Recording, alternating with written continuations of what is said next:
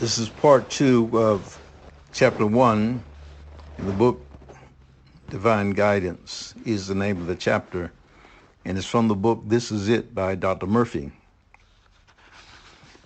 Continuing, he says, for example, you may be writing a book and require special data.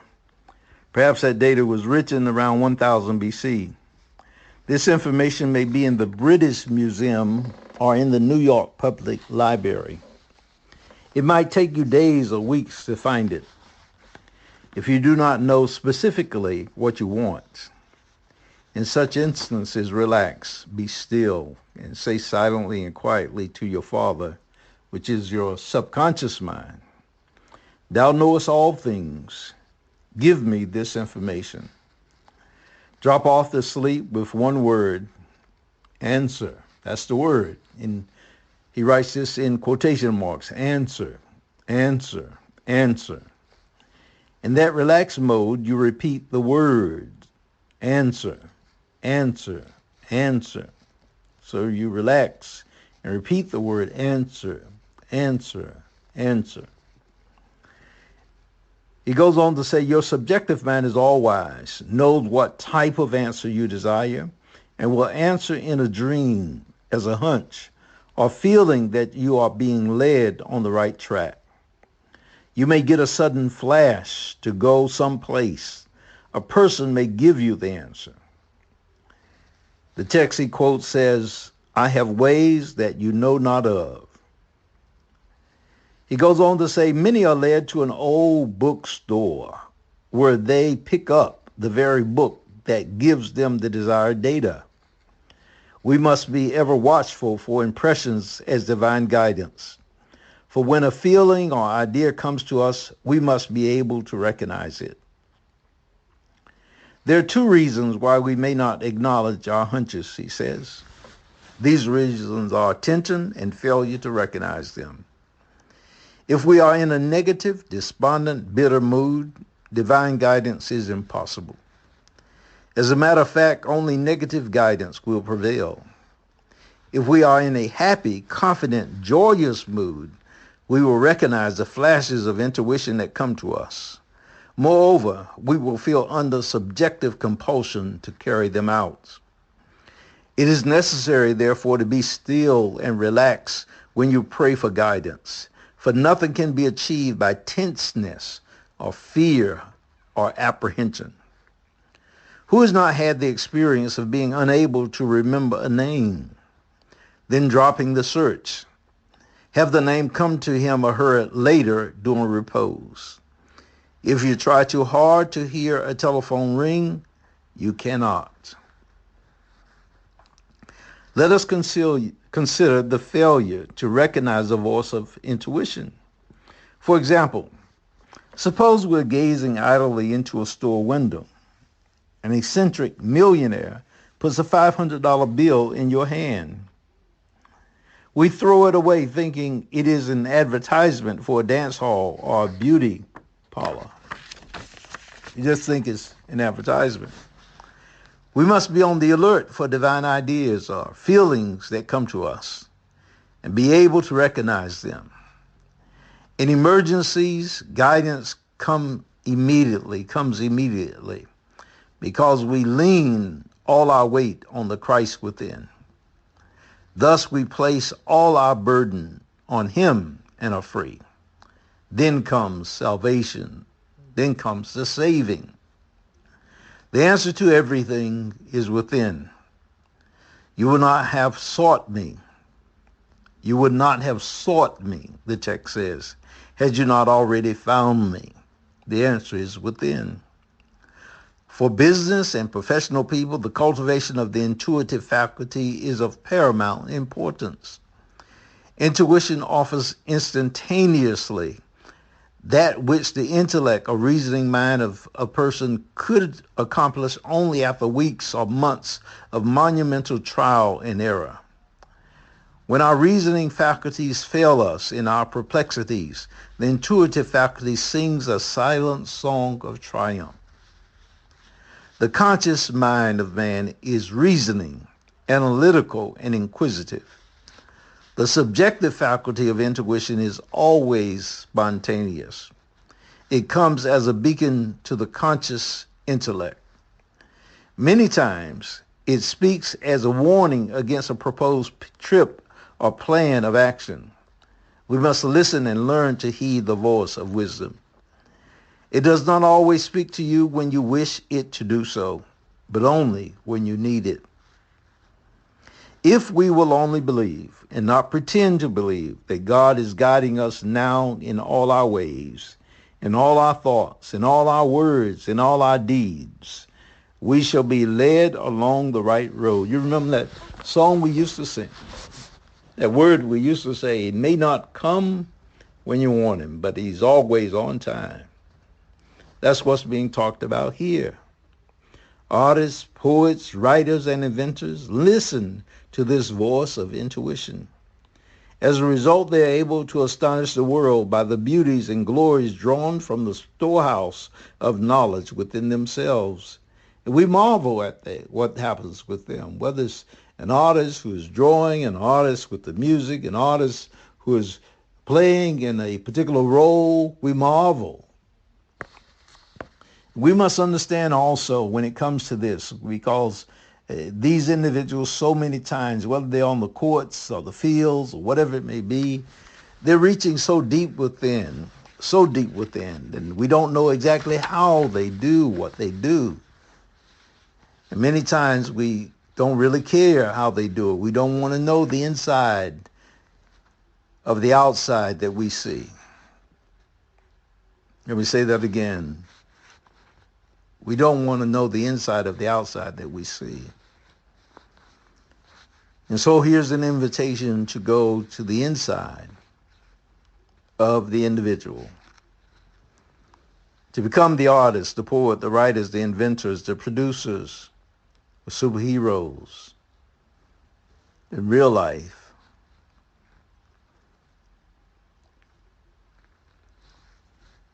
So here's the technique. Become still, relax, close your eyes and say, Father, thou knowest all things. This is an example of a writer. I'm writing a novel. Give me the characters. Give me their names, their locations, their settings. Give me the plot. And then rejoice that the answer is flowing through you now. And drop off to sleep with the word novel on your lips, silently repeating it until you are lost in the deep of sleep. Repeating the word novel, novel, novel, novel, novel, till it is etched in the subconscious. In the morning, or a few days later, you will sit down to write the words.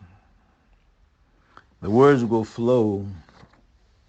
Ideas will come in an unending stream, and you will say, thank you, Father.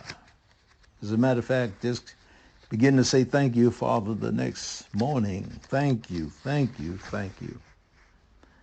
The word intuition also means inner hearing. The oldest definition of revelation meant that which is heard. Jesus said, as I hear, I judge. Hearing is not only the way to nurture intuition, it's not the only way to nurture intuition. Sometimes it comes as a thought, but the most common way is to hear the voice. We actually do a course called How to Hear the Voice of God. How to hear the voice of God. How to hear it. Again, I invite you to send us an email at Dr. D.L. Waters Sr. at drdlwaterssr.com. You can also email us at info@iwillrestore.com. These are all websites that we have and want to really be able to bring about growth in the individual. And as I shared before, it took me many years to discover that there was a technique, a formula, a process that one could go through to find an individual such as Dr. Joseph Murphy, such as an individual named Neville Goddard, so that I could take these steps over and over and over again. And at this particular point, Spirit has just inspired me to share this with you via this particular method of recording this material and sharing it with you. You may be my next door neighbor, but you may also be someone that lives in another city, or state, or country around the world. And you may not have access to the material via a book, whether it's a hardback book, softback book, PDF, whatever. But I guarantee you, based on what Dr. Murphy is saying, based on how he is taking it out of the Bible and actually bringing it into a form that is written, the principles here, the laws that he is talking about, the use of the imagination, the rules that he is laying down. These are laws that work, the principles that work, they will work for you.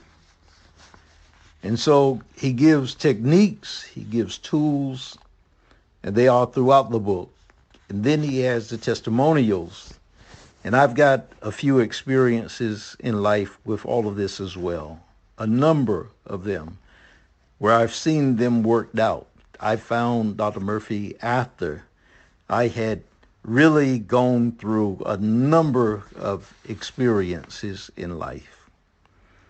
People whom I had prayed for and seen get well.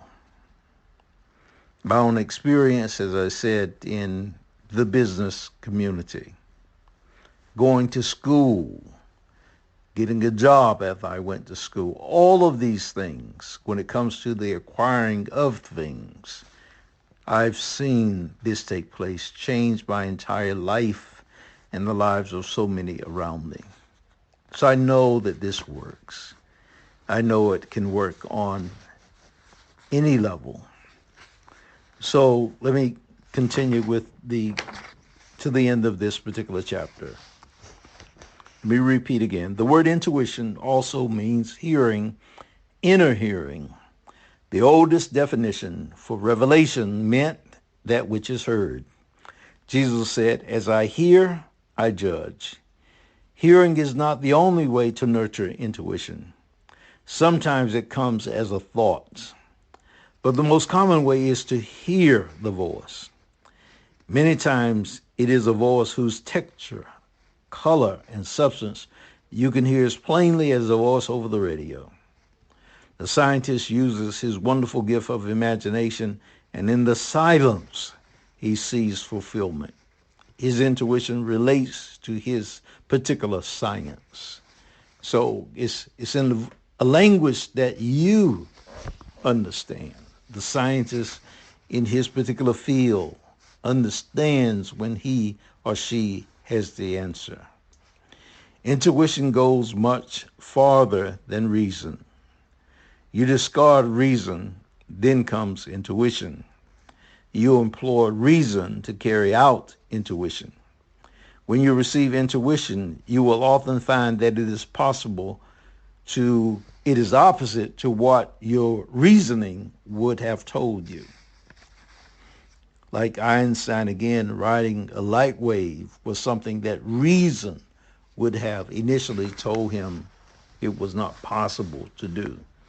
A lot of things that people initially thought could not be done, but when they imagined it, they found it was possible to do.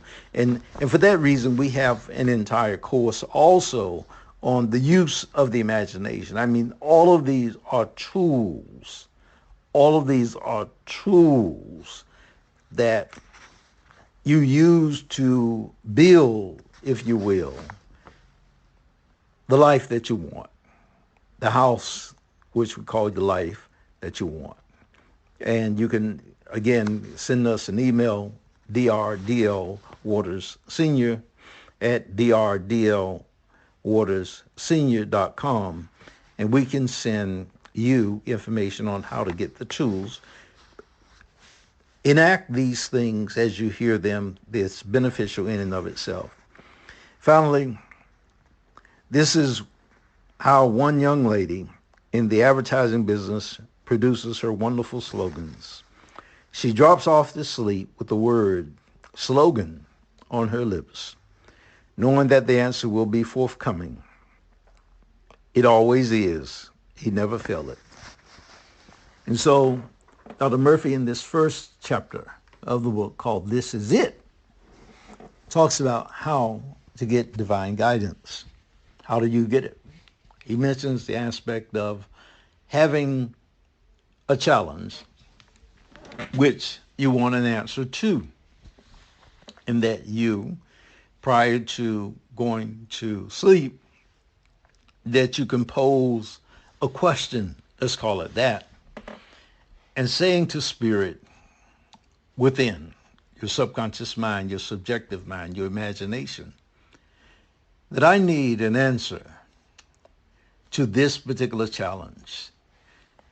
And you're asking for, like a partner, which spirit is, to supply you with that answer. And spirit will supply you with the answer, and you are affirming as you go to sleep that that answer is already within you, that you're going to receive it and recognize it. Spirit is doing that for you now. Blessings. Take care. This is Dr. Dennis L. Waters Sr. I know you're well on every level. Blessings. Take care.